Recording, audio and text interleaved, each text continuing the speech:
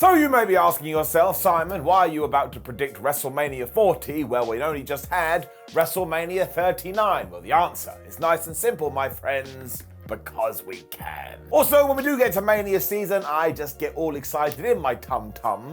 So I want to continue to ride that wave. So yes, hello, as already mentioned, I am Simon from What Culture. Please go and hump that subscribe button. Don't do that, just press it and see what happens. And let's do it. Let's take our brains and our nerdisms and try and predict the card for WrestleMania 40.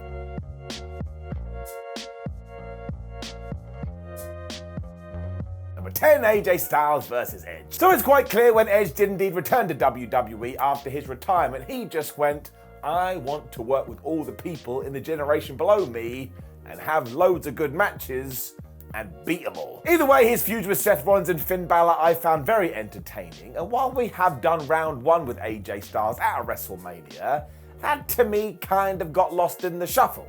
And now that we are heading to the big 4-0, I think we should take two people that were generational superstars and let them go at it again. And I absolutely think you could add more story into it as well, and this time say to them, listen, Adam Copeland, and listen, AJ Styles, I can't remember his real name, you are allowed to go out there, here's 20 minutes, and we just want you to smash it as hard as you can. Styles also missed WrestleMania 39, so he'll be desperate for this, and as weird as it does sound, I kind of think that when the Phenomenal One was absolutely kicking ass in TNA, he was kind of like the Edge of that promotion. So let's take all of this and wrap it up in a nice, neat little package. As it does seem that Mr. Copeland may be about to wrap up his singles run too, and maybe even reunite with Christian, let's make sure we get this one right. Because I tell you, if we do get the table set, it is going to be flubbing awesome. Number 9, Braun Breaker versus Sheamus. So at some point, Braun Breaker will go to the main roster. We seem to predict this every single year and it never happens. Don't worry, eventually it will. You're going to have to ensure that you do have a solid plan for the man as well, which is why I think he should have his first WrestleMania match with none other than Sheamus, because the Irishman just loves absolutely kicking the crap out of each other. So if he goes to Breaker and says, oh hi, do the same to me, all of a sudden a bunch of people who don't watch NXT will be like, oh man, this Braun, I better keep an eye on him. And it's not like Sheamus hasn't filled this role before, because it's basically what he did with Gunther at Clash at the Castle. And imagine if Braun Breaker wins. All of a sudden, he's going to be headed to the moon. You'll also be making a brand new start instantly, and by April 2024, Sheamus is just going to be a proper legend by that point. Could probably even induct him into the Hall of Fame, but I doubt we will. And also, let's just break it down to its most simplest level.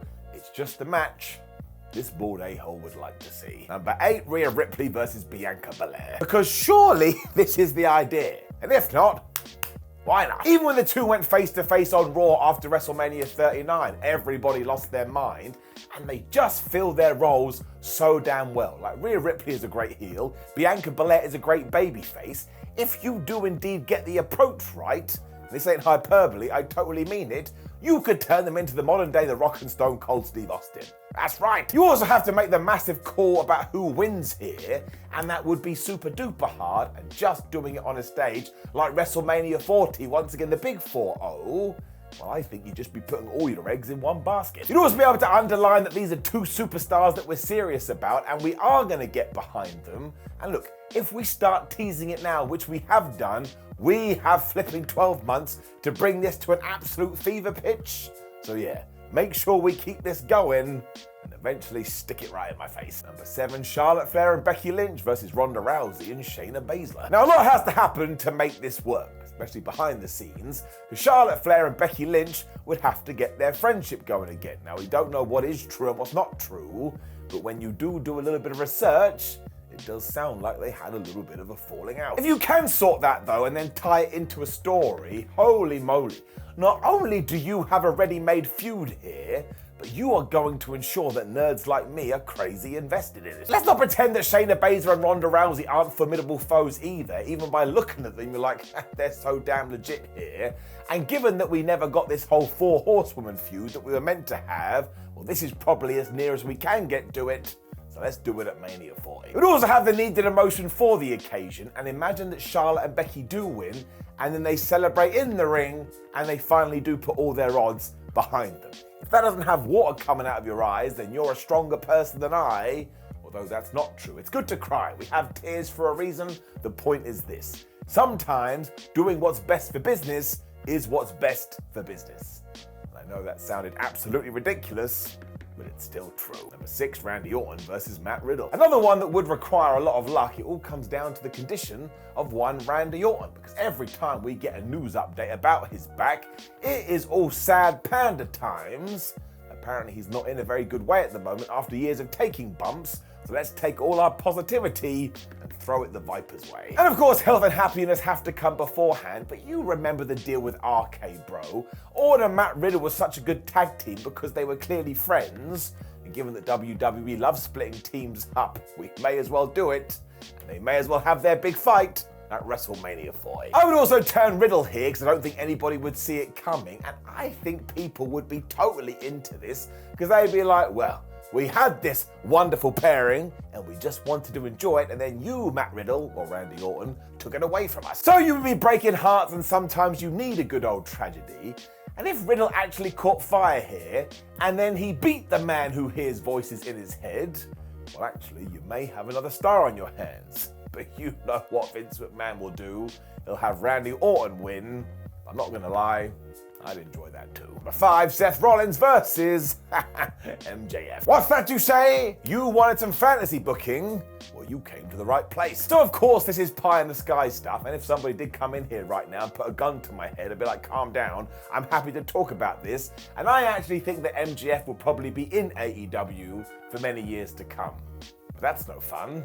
I want to have some fun. Because given we do have the great bidding war of 2024 coming up in around about a year's time, maybe Maxwell Jacob Friedman does decide to be the next Cody Rhodes. He goes to WrestleMania 40 where he debuts, where we actually just copy and paste what we did do with the American Nightmare, and he takes on flippin' Seth Rollins. I mean, he has become somewhat of a gatekeeper for WWE, and this would send people absolutely wild, because what universe have we arrived in where we are getting Rollins versus MJF? And as always, do not think that they wouldn't have a good match. They'd totally slay it. And the main thing is, when you do recall what's happened recently, you can't count out anything when it does come to wrestling. And if I was a budding wrestler who wanted to go to WWE and somebody said, well, hey, why don't you debut at one of our biggest shows ever? You'd probably be tempted to do so. So watch this space. I don't think it's totally out of the realms of possibility. Number 4, Sami Zayn versus Kevin Owens. So if you have been watching WWE recently, you know that Sami Zayn and Kevin Owens are finally back together. And every now and then, WWE likes to tease a little bit of dissension between them. Now, I'm sure this is just meant to be ha ha lol lol, but at the same time, it does make your eyebrow go up. Because do not forget that while we may be looking at it as ha ha, funny funny, friend friend, brother brother, it is a Vince McMahon run promotion, so he may be going wink wink nudge nudge. It also ties into the fact that apparently Triple H has the entire year planned out, and you're not going to keep Owens and Zayn as a tag team champions for that long.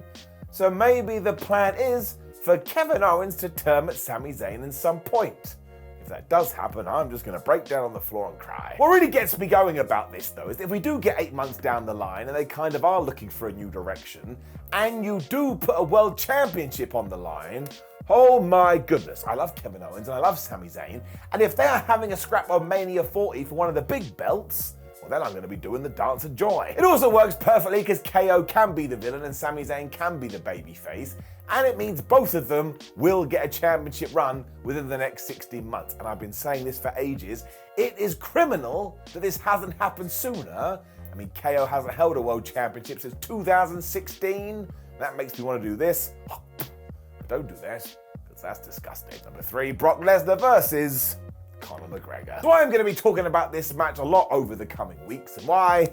Because WWE and UFC have just had this merger, and I cannot see a world where we get to WrestleMania 40 we don't start to cross the streams. Because seriously, if you could take Brock Lesnar, a huge crossover star, and take Conor McGregor, a huge crossover star, and say, well, you're never going to see them in an octagon, but you can see them in a World Wrestling Entertainment ring, not only is that going to get people like you and I interested, but the casual fans are going to go potty. I mean, I think it would genuinely break records, because of course, again, if we did do this legitimately, Brock would probably kill him. And look how we're already teasing this with Conor. I mean, Paul Heyman's insulting him, Roman Reigns is insulting him, I'm sure Brock Lesnar will insult him too.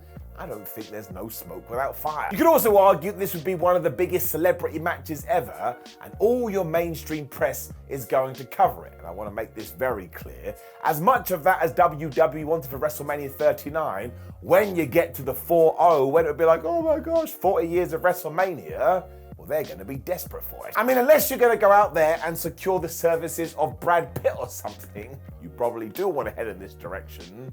And also, I talked to Brad.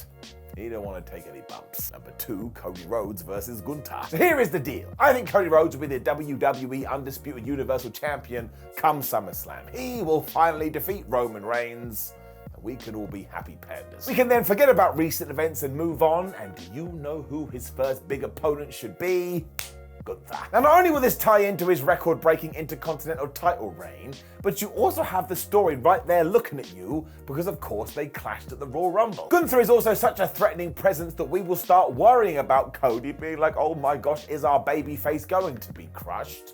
And look, maybe he will and maybe he won't. I mean, you could even still have Gunther as the IC champion and do Gunther versus Brock Lesnar at SummerSlam, where Gunther beats the Beast, and then all of a sudden, he just becomes this massive force, to the point maybe he even wins the top championship. You're also showcasing 2 massive stars that you are going to want to focus on for the next few years, and given that WrestleMania 40 will be a 2-night event, it means, in at number 1, Roman Reigns versus The Rock. I mean, maybe, who even knows anymore? And the reason I'd actually prefer to do this match next year is because by that point, Roman Reigns won't be the champion anymore, and that actually adds more intrigue to the match. Like, if we had done it in Mania 39, there was no way the Tribal Chief was losing.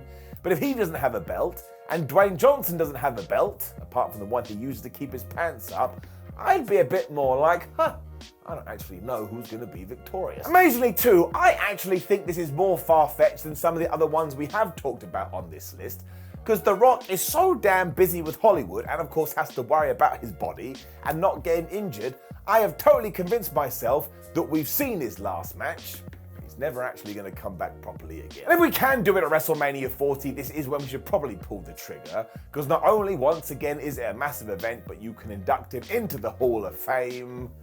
Once again, you're just going to break a bunch of records and make a ton of money. And of course, you know that WWE wants this, but it all comes down to one man, and that is the Great One. So we just have to cross our arms and wait and see. But you just know he won't confirm this until like January at the earliest, and by then, well, maybe he gets offered a Martin Scorsese movie. And my word, I actually want to see that more than him taking on Roman Reigns. But again, take your binoculars and watch this space. Know any other matches you would like to see for WrestleMania 40? I implore you to leave a comment below because I'd love to know what you're thinking about all of this. And when you can also like the video, share the video, subscribe, and click one of these videos on the screen, it means you're about to watch another What Culture Wrestling video. You can also read more articles like this at whatculture.com, and you can follow us at WhatCultureWWE and Simon316 on social media. And as always, we just appreciate your time. We know your time is valuable. We hope you did enjoy yourself. We also hope we see you soon.